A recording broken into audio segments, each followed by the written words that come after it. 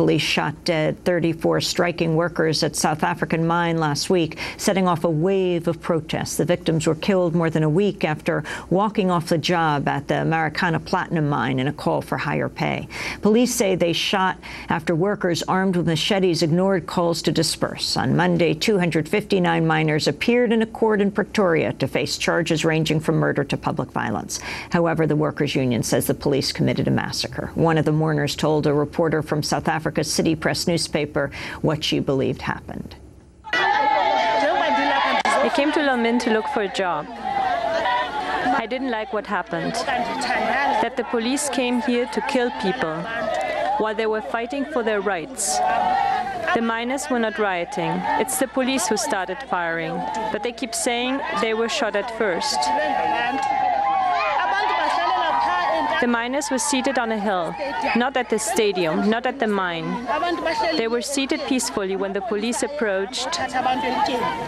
All the miners want is a wage increase. The Marikana mine is owned by Lonmin, which is the world's third largest producer of platinum. After the shooting, the reopened mine is reportedly laying idle since fewer than a third of the workers have turned up. Lonmin announced a deadline for striking miners to return to work or face dismissal. The companies insisted the shooting was a result of an illegal strike that it says got out of hand. This is Lonmin's Chief Financial Officer, Simon Scott. What happened was that an illegal strike took place. Employees chose not to come to work, and then that very quickly escalated into an issue of public violence, which was beyond our control and one that needed the intervention of the South African Police Services. Meanwhile, South Africa's National Police Chief, Ria Fiega, is drawing public outrage for defending her officers. She said, quote, "It was the right thing to do, though we're sorry that lives were lost." As tensions escalate, South African President Jacob Zuma announced a week of national mourning as well as a formation of a commission of inquiry. A separate independent inquiry into the shootings will reportedly also be launched by a group called Justice Now for the Marikana strikers and communities. The shooting marked the worst mass killing in South Africa since the end of apartheid. The head of South Africa's Association of Mine Workers and Construction Union said it evoked memories of the Sharpeville Massacre of 1960. I thought the history that I read about Sharpeville Massacre was a history.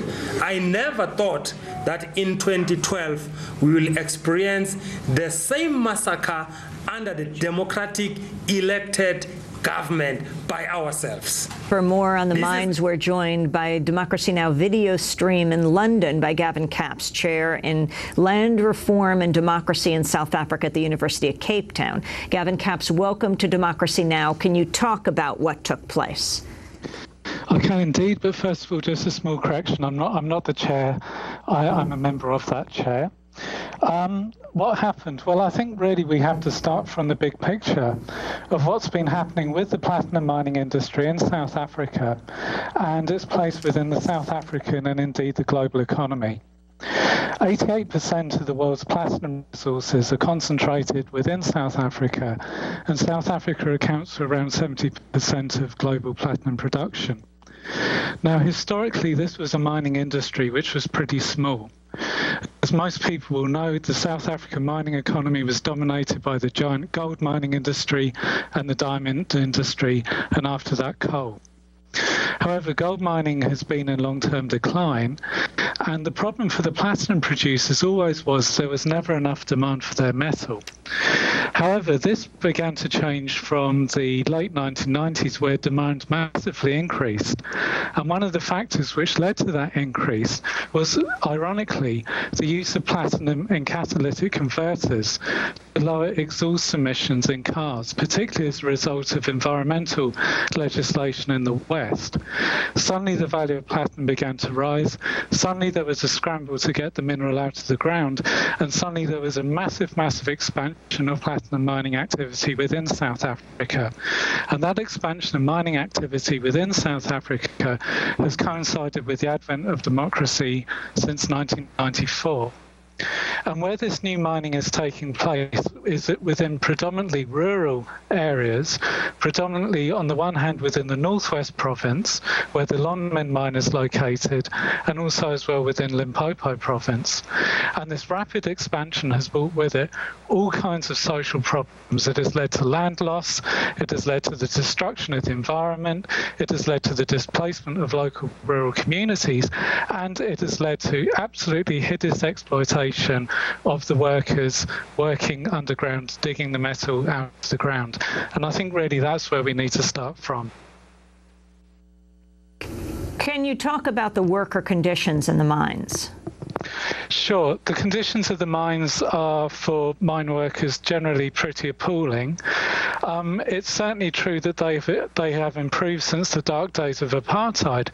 There are less mine deaths, for example, now, but they've only improved because of the struggles of mine workers themselves and of the strength of organised labour. Nevertheless, it remains one of the most dangerous and deadly industries in the world. The average life expectancy of a mine worker is very, very low. This is due in large part to dangerous conditions underground, where there are many, many injuries, if not less fatalities, but still many, many serious injuries, and also as well because of the rampant spread of HIV/AIDS throughout mining communities, which is a reflection of the extremely poor social conditions under which mine workers are living. So what you would find around a mine like Lonmin are enormous shanty towns which are made of small corrugated iron shacks in which mine workers are now living, and where there are no proper services, there's no water, there's no electricity, where there is desperate and appalling poverty. Because of course it's not just the people who are employed on the mines who are there, but it's also the desperate work seekers who have come from across South Africa and indeed Southern Africa, drawn towards one of the few mining industries which has been expanding. So there is a huge concentration of social problems around these mines. It is an extremely explosive situation. Al Jazeera is reporting safety remains a major concern for the mine workers who return to work. Apparently, intimidation, threats of violence have kept many more away. I wanted to turn to Lonmin's chief financial officer again, Simon Scott, who says people should return to work as soon as the situation gets under control. With regard to our own employees, we have asked them to return to work. We understand that the situation is one where perhaps there is intimidation taking place, but as soon as that comes under control, and as soon as the South African Police Services, affect the situation so that the people aren't intimidated, they should return to work.